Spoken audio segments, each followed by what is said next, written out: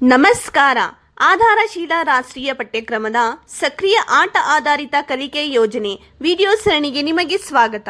ಈ ವಾರದ ವಿಷಯ ಸಕಾರಾತ್ಮಕ ನಡವಳಿಕೆ, ಭಾಷೆ, ಶಿಸ್ತು ಮತ್ತು ಕಲಿಕೆಯ ಬಗೆಗಿನ ವರ್ತನೆಗಳ ಬಗ್ಗೆ. ಪೋಷಕರು ಮಕ್ಕಳ ಮೇಲೆ ಪ್ರಭಾವ ಬೀರುವುದರಿಂದ ಪೋಷಕರು ತಮ್ಮ ಮನೆಯಲ್ಲಿ ಸಕಾರಾತ್ಮಕ ನಡವಳಿಕೆಯನ್ನು ಸೃಷ್ಟಿಸುವ ಬಗ್ಗೆ ಅತ್ಯಂತ ಎಚ್ಚರಿಕೆಯಿಂದ ಇರಬೇಕು. ಬನ್ನಿ, ಈ ವಾರ ನಾವು ಮಕ್ಕಳೊಂದಿಗೆ ಯಾವ ಚಟುವಟಿಕೆಗಳನ್ನು ಮಾಡಲಿದ್ದೇವೆ ಎಂಬುದನ್ನು ತಿಳಿದುಕೊಳ್ಳೋಣ.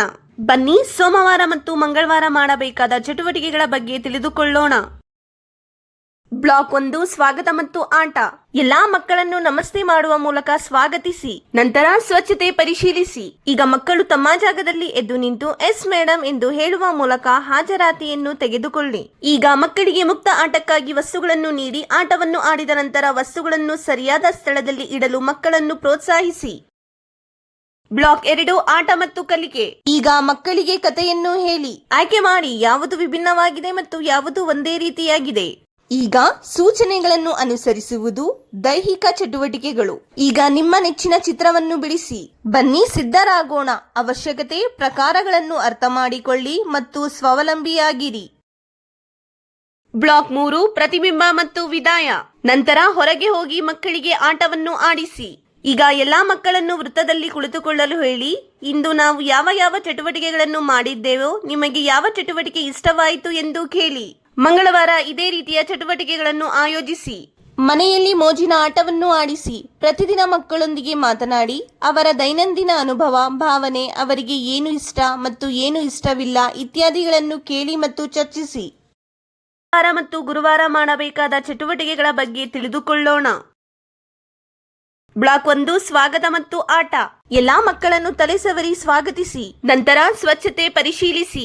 ಈಗ ಮಕ್ಕಳು ತಮ್ಮ ಜಾಗದಲ್ಲಿ ಎದ್ದು ನಿಂತು ಎಸ್ ಟೀಚರ್ ಎಂದು ಹೇಳುವ ಮೂಲಕ ಹಾಜರಾತಿಯನ್ನು ತೆಗೆದುಕೊಳ್ಳಿ.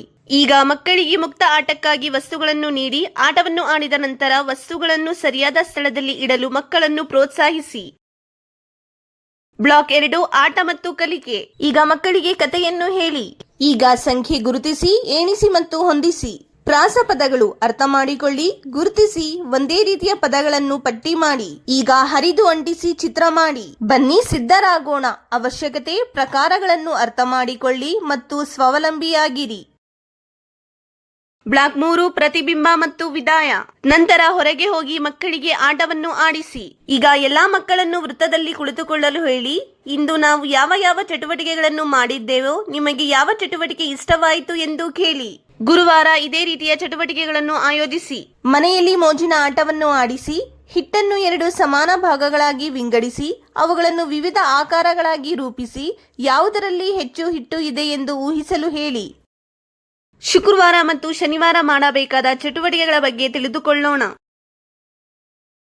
ಬ್ಲಾಕ್ 1, ಸ್ವಾಗತ ಮತ್ತು ಆಟ. ಎಲ್ಲಾ ಮಕ್ಕಳನ್ನು ಹ್ಯಾಂಡ್ ಶೇಕ್ ಮಾಡುವ ಮೂಲಕ ಸ್ವಾಗತಿಸಿ. ನಂತರ ಸ್ವಚ್ಛತೆ ಪರಿಶೀಲಿಸಿ. ಈಗ ಮಕ್ಕಳು ತಮ್ಮ ಜಾಗದಲ್ಲಿ ಎದ್ದು ನಿಂತು ಎಸ್ ಮ್ಯಾಮ್ ಎಂದು ಹೇಳುವ ಮೂಲಕ ಹಾಜರಾತಿಯನ್ನು ತೆಗೆದುಕೊಳ್ಳಿ. ಈಗ ಮಕ್ಕಳಿಗೆ ಮುಕ್ತ ಆಟಕ್ಕಾಗಿ ವಸ್ತುಗಳನ್ನು ನೀಡಿ ಆಟವನ್ನು ಆಡಿದ ನಂತರ ವಸ್ತುಗಳನ್ನು ಸರಿಯಾದ ಸ್ಥಳದಲ್ಲಿ ಇಡಲು ಮಕ್ಕಳನ್ನು ಪ್ರೋತ್ಸಾಹಿಸಿ. ಬ್ಲಾಕ್ 2, ಆಟ ಮತ್ತು ಕಲಿಕೆ. ಈಗ ಮಕ್ಕಳಿಗೆ ಕಥೆಯನ್ನು ಹೇಳಿ. ಈಗ ಸಮಾನ ವಸ್ತು ನೋಡಿ ಮತ್ತು ಹೋಲಿಕೆ ಮಾಡಿ.